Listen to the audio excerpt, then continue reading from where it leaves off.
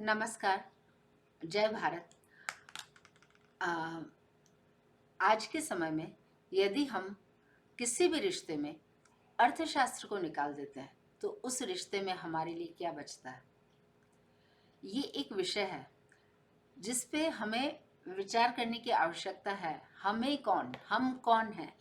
हमसे यहाँ मतलब है middle class and upper middle class. किसी भी स्टेट में, कंट्री में जब हम बात करते हैं उसकी सामाजिक व्यवस्था की, तो मिडिल क्लास और अपर मिडिल क्लास ही उसमें इन्वॉल्व होते हैं। हायर क्लास धनी से मतलब है, वो जो जीमा है वो जीते हैं शुरू से। उनके लिए कोई सामाजिक कानून और ये राजनीतिक कानून न्यायालय के ये कोई बहुत मायने नहीं रखते हैं। वो ध्यान रखते हैं अपने आप को जमाए रखने के लिए, लेकिन वो उनके ग्रोथ में कभी भी रोड़ा नहीं है। वो उनकी नींद नहीं उड़ाते हैं, वो उनकी भूख नहीं मार देते हैं। और जहाँ तक बॉटम में रहने वाले लोगों का प्रश्न है, तो वो एक विषय अलग हो जाएगा। बहुत अलग बात हो जाएगी वो। उस विषय पर लोग कितने हैं जो बात करते हैं। खैर, आज ये अर्थशास्त्र की बात क्यों दिमाग में आई, क्योंकि आज एक को मैं एक चैप्टर पढ़ा रही थी। तो डावरी सिस्टम उसमें एक सब्जेक्ट था, टॉपिक था। तो उस टॉपिक पर वही बुराइयां थी डावरी सिस्टम के अगेंस्ट जो हम हमारी स्कूलिंग में पढ़ते थे और कॉलेज लाइफ में पढ़ते थे और स्पीच में बोलते थे। हमारे टीचर्स और लेक्चरर्स वो लिख के दे देते थे, हम रट लेते थे और बोल देते थे और प्राइज़ ले आते थे। समझ में कुछ आता नहीं था। बाद में जब मैं खुद पढ़ाने लगी तो थोड़ा थोड़ा कुछ समझ और विकसित हुई, और फिर अच्छा लिखने लगी। तो मेरी स्टूडेंट्स या जो मेरे अड़ोसी पड़ोसी बच्चे होते थे वो लिखवा ले जाते थे ऐसे ही विषयों पर, सामाजिक बुराइयों पर, और फिर वो प्राइज़ वाइज ले आते थे। तो बड़ा अच्छा लगता था। लेकिन सोशल इविल्स खाली भाषणबाजी तक ही सीमित है। मैं तो 1947 से मुड़ के जब देखती हूँ तो मुझे ऐसा लगता ही नहीं है कि कोई सोशल इंजीनियर सोसाइटी में से निकल कर बाहर आया। सोसाइटी तो एज इट इज, जिस स्थिति में उस स्थिति में खुश है वो। ये पॉलिटिकल विल है जिससे हम हमारी सोसाइटी का एक बदला हुआ चेहरा भी देख रहे हैं। अच्छी बात है, बुरी बात है, ऐसा हम नहीं कह रहे हैं। हम जो चीज़ हमने फील की वो हम कह रहे हैं। और आज हम इस विषय पे क्यों आ रहे हैं, क्योंकि ये डावरी सिस्टम पे फिर वही बात आ रही है।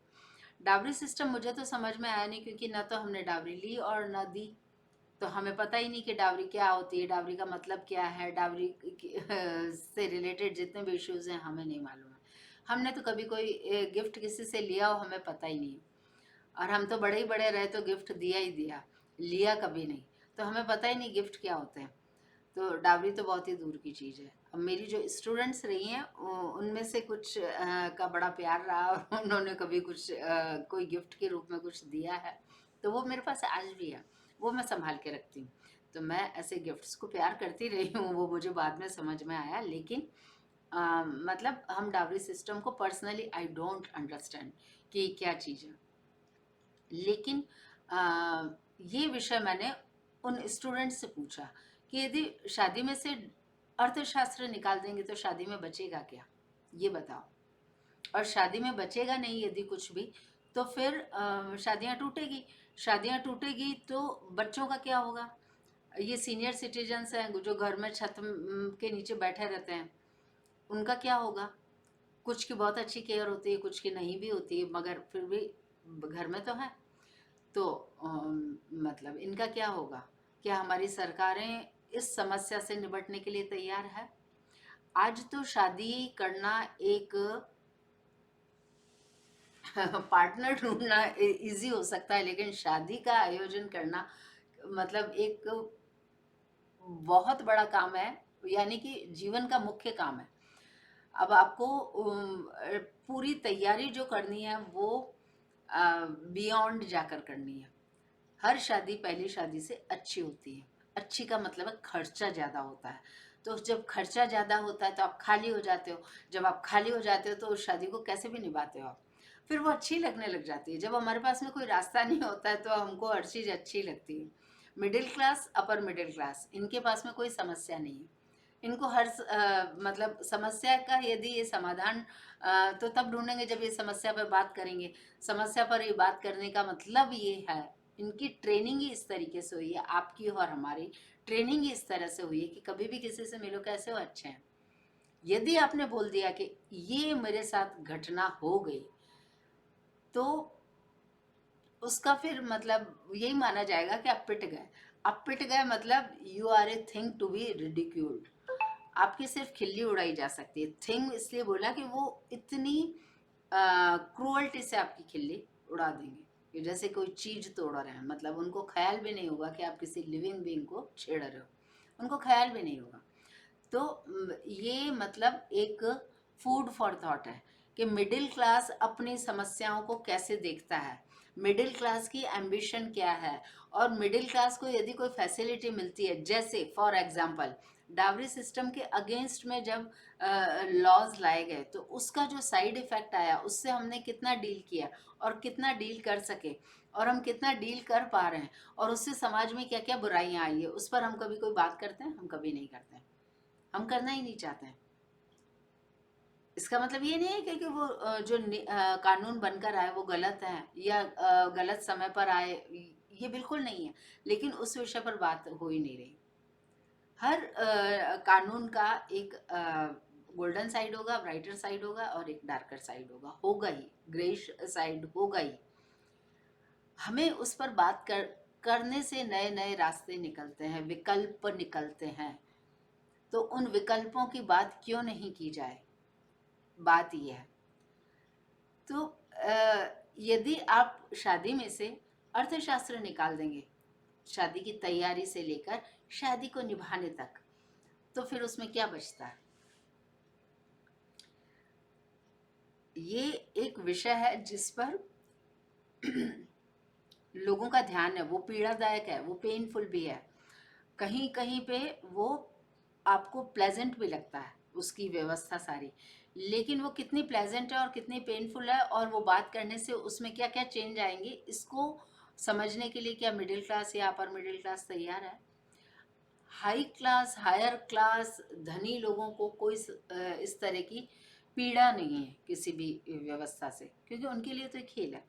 और बॉटम क्लास में, बॉटम पे रहने वाले जो लोअर क्लास है, उसको, उसके बारे में विषय अलग हो जाएगा, नहीं बात करेंगे हम। तो मतलब टॉपिक से भटक जाएंगे। तो अब हम रहे मिडिल क्लास और अपर मिडिल क्लास, पढ़े लिखे बुद्धिजीवी वो कितना सोचते हैं अपने बारे में, कितनी उनकी अब खुद को लेके धारणाएं अवधारणाएं, वो एक विषय है।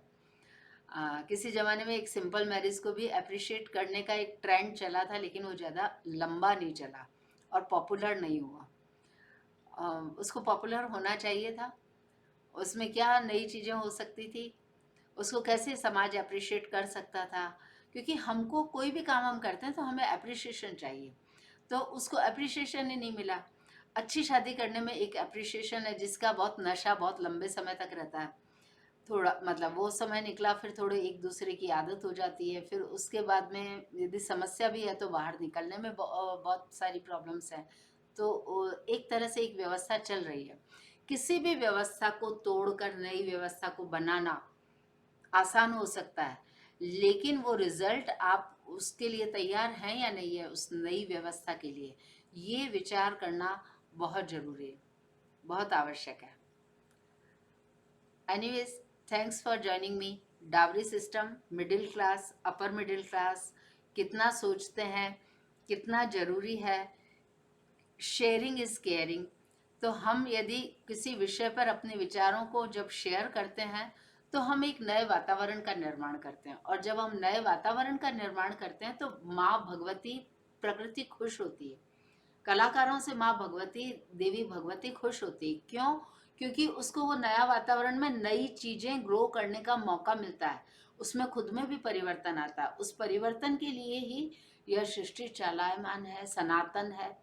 और लेकिन वो किस हद तक किया जा सकता है, कैसे किया जा सकता है, इस पर हम चर्चा करने के लिए भी तैयार हैं या नहीं है, आज तो विषय ये है। Thanks for joining me. Thank you so much. जय भारत।